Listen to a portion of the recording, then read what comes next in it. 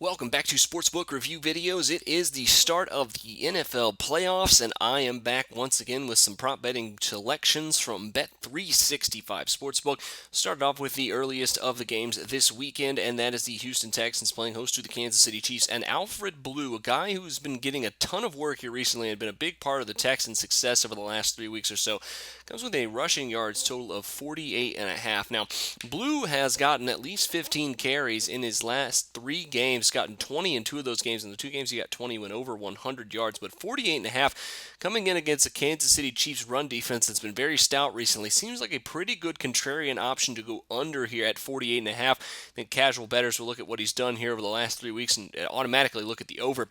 But if you take a look at the first time these two teams met earlier in the season, Blue was supposed to be the feature back with Arian Foster still out. Got 9 carries for only 42 yards.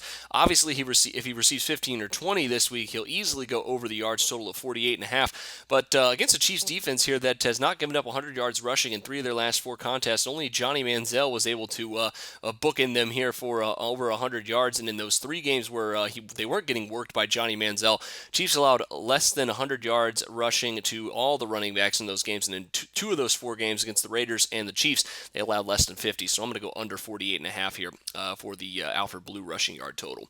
Next up is that same game is the over-under for field goals in that one at 3.5 from Bet365. Look at both these kickers. Look at how hot Nick Novak has been and the work he's been getting over the last 3 weeks. You have to think the over is a pretty good play in this one at plus 125 with the value included here.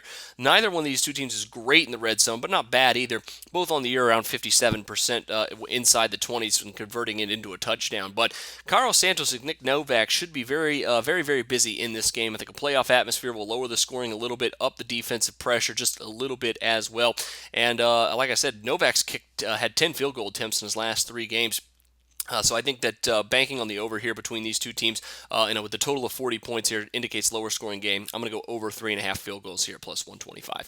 Finally, A.J. Green, the other Saturday game here, is of course going up against the Pittsburgh Steelers, a team that he has torched in the first 2 weeks, first 2 times they played. But now A.J. McCarron, of course, under center. A little bit concerning for him here with a receiving yards total of 80.5. But with D'Angelo Williams out for the Steelers, I think that means the Steelers are going to have to throw the ball a lot more, which means that McCarron and the Bengals will have to pass as well a lot in this one.